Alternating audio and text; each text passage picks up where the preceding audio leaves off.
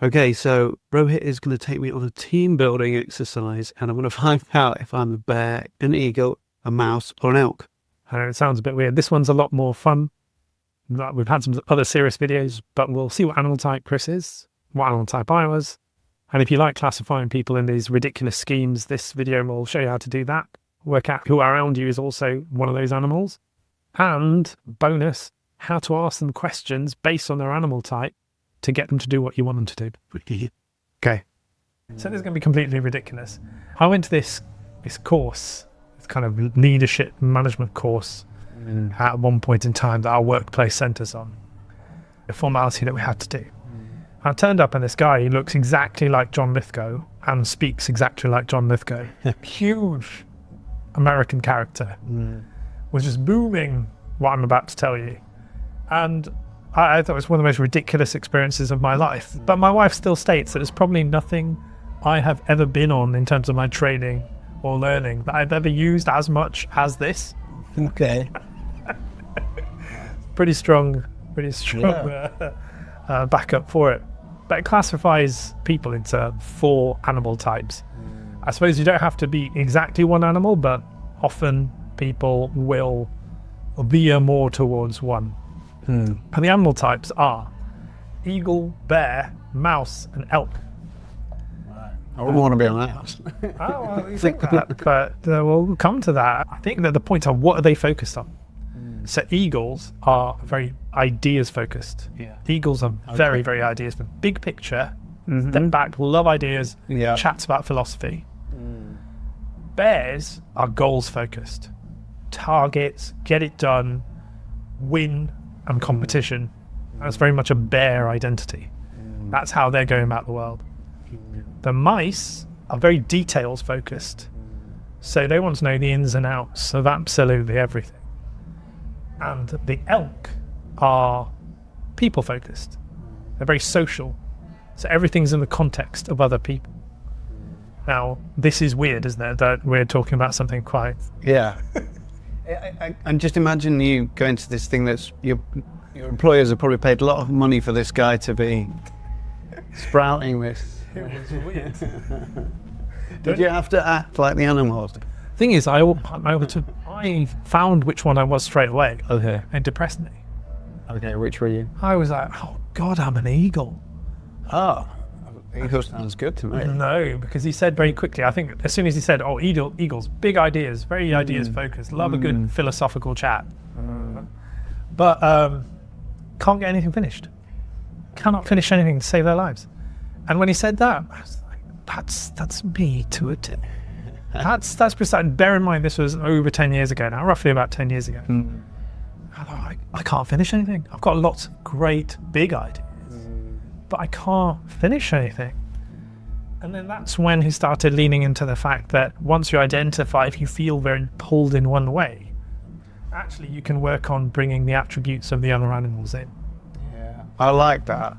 So I realized that from eagles, almost diametrically opposite. Yeah. Eagles are big ideas, and mice are kind of opposite in that they are very small details focused. Not that small details aren't important. They're the things that make big ideas work. But if you've got a big idea without the details sorted out, it's dead in the water. So I realized I had to become more mouse. Okay. Now, which one of those, Chris, is standing out for you? What? I'd love to be an eagle. You'd love to be an eagle. Yeah, the idea of that, having that higher view of looking around and... You'd love to be, or you think you are? What do you think you are? Well, I like ideas a lot, so I can imagine that I'm flying up in the air, just riding the currents of ideas and just in dream world a lot of the time. I think that's why we made this, right? Yeah. Would you identify with any of the others? No, but I like the energy. I can imagine the energy of the mouse is to keep its head down and just, work away. And I like that. Try and do that occasionally. Yeah. So this is the addition onto this is that there's actually, you can build it out into a lot more. It's not just the focus of, are they ideas, goals, targets, details, or people focused. It's also how they go about, for example, where the problems arise for them. Yeah. So like I said with the eagle, the problem is for them. that they can't get things finished. Great ideas, they're not finishers. So if you're an eagle, you need a mouse on your team. You need quite a few mice on your team. A bear's problem, as he pointed out, and John Lithgow equivalent pointed out, was that they will get it done at any cost, and often at a lot of cost. So people, if they get in the way, they're going to get trampled. A bear is going to not care about whether you take kindly to them, whether they were polite, but they're going to get it done. Yeah, they'll go straight for the wasp's nest. Bang, Straight for the bee's nest for the honey, right there. Yeah. And they're not messing around. No. And the problem that arises for the mice is that whilst they are the finishers, that they can get things finished, they find it difficult to get things started because they're picking holes in everything. This won't work because of this. That's never going to work. That's never going to take off. So, a team which combines of some mice with some eagles or bear types can help. And the problem with the elks is that they're too busy with their socializing. The interpersonal dynamics can come in, and they might not have the confrontational discussions that are required sometimes. It's so nice, so busy being nice to people. There's some other bits they started talking about which lent into it further, and I thought, I feel this guy's onto something. It's really weird. It's fitting because I can not just see myself but other people too. He said you can look into people's offices and work out who they are. That sounds fun. So it says if you walk into an eagle's office, don't be surprised if you see a big picture of the cosmos or a huge landscape painting behind them. Something really big, thinking, open and not expansive. If you go into a bear's office, it's pretty obvious what you're going to see. Loads of degrees, trophies, anything to show I've done this, I've been there, I've done that. That you're dealing with a bear. Do they have a sofa so they can hibernate for a bit? I think that's the eagle, but maybe. I think the bear's too busy doing. And wouldn't want to be seen to be napping, I don't think. I think the mice have perfectly pristine offices. Everything's perfectly, neatly aligned. Everything's in order. Your meeting will go smoothly. And the elks are the kind that probably already know which coffee you like before you come in. And maybe your favourite biscuits. People. Yeah, people. So you already probably start to identify components of this, like, they're such a people person. And it's how they deal with going about things too. So if you've got a problem and you take it to an elk, an elk is going to say, I know just the person for that. So and so is really good at that.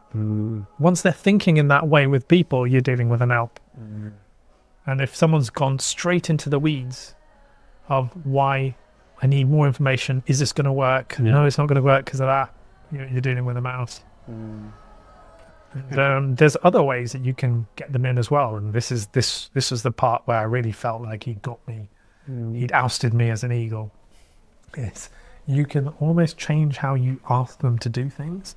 And depending on their type, they will respond better by changing the question. So if you want to get an eagle to do something, you have to say something along the lines of, right, this is going to be big.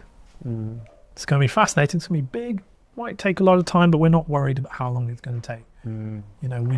We just want to really get the whole thing working. Now notice in there was a big whole thing and no time pressure. All the things eagles like. For a bear, you can just add the competitive thing into the question. If you want to get a bear to do something, we tried so many people on this and it just doesn't work. Nobody's been able to make this work yet. But would you be able to? You've got a bear right there being like, I compete against others and make it work where others aren't. All in. And similarly for elks, you kind of want the question of, we kind of want this to work for everyone. This has really got to be a real team effort. Elks already on board. And if for the mice, we just have to get this right. Every part of it's got to be just right. And so you're using the language that's already playing into their focus and their behaviour and the way they think. I like that. I like the idea of taking on the archetype or roles or those images of when you need them, so you don't have to stay as one thing. No. Yeah. So being mindful of what your patterns are or your tendencies are, And then when you're in them, knowing which one that you can step into. I like that. Yeah. Or if you're stuck putting a team together, just notice, we've all just got bears here. So this team is going to have fallouts. Or we've just got too many dreamers, too many eagles. Well, so far this is working out well. Yeah. You might need a few mice in the picture if you've just got eagles around. But yeah, I think having this kind of, obviously it doesn't work in every situation. Obviously there didn't seem like there's much science behind it. Yeah.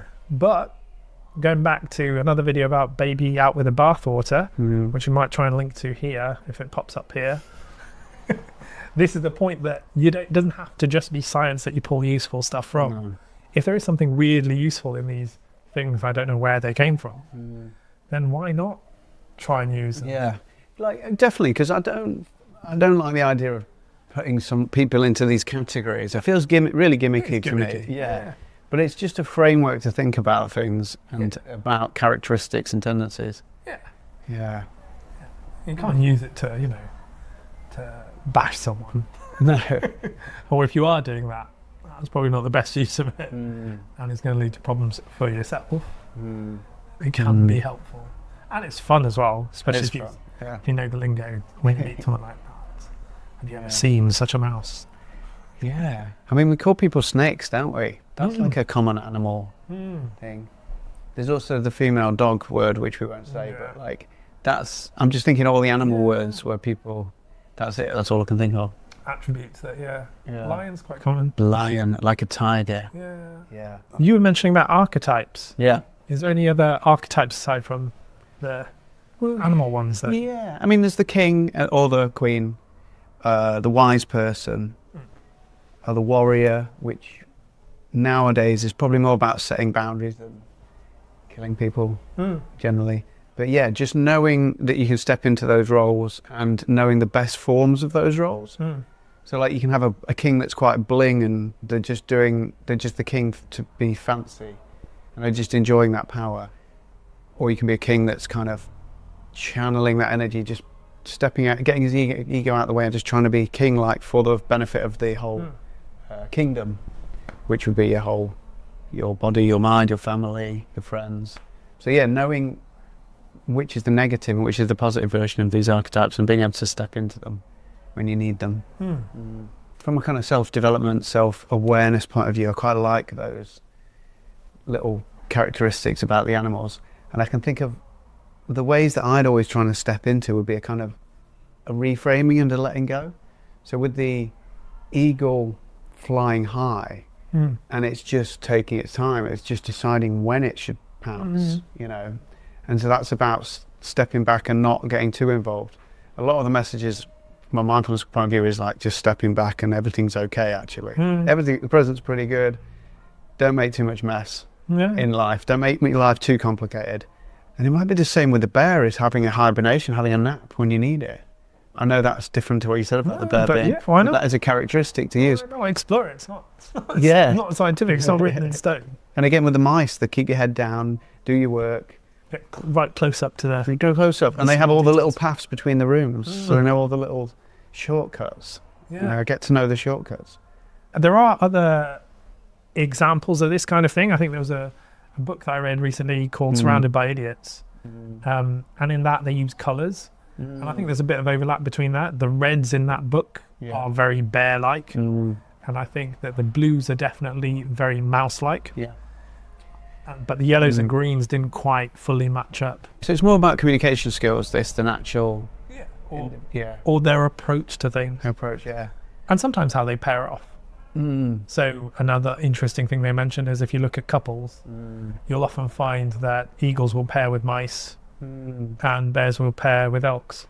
And it might be because the elk is counterbalancing the mess that the bear has made. So like the elks might go to their network in a time of stress. Or they might, when they're feeling expansive, they might share that with their friends. So they're very network, people orientated. And so what would a bear do if it was in a stress situation? Work harder. Okay. Oh, work is the answer for a bear. Okay. Getting things done is the aim. And a man. And if you can't get things done, try harder and care even less about what's getting broken along Just the way. tear down some trees or kill some people. Double down. Okay, what about mice in situations of stress? Mice under stress and using this framework, it looks like over perfectionism or kind of over attentiveness to detail, to which is because you kind of still, the focus is still detail, right? Now, what's a positive use of detail? Well, that's where you're schematically, systematically, with enough time, able to get something out. Yeah. What's the negative form of over detailed focus is where you can't, where there's too much stress, where there's too much anxiety or difficulty in coping with that amount of detail. So yeah, maybe perfectionism. Hiding in the mouse hole, just chewing on something. Just being stuck. Not starting. Mm. And the big ideas, I think, are the same thing for eagles. Like, the big ideas can get you started, but also you can just get stuck in philosophy and not getting anything done.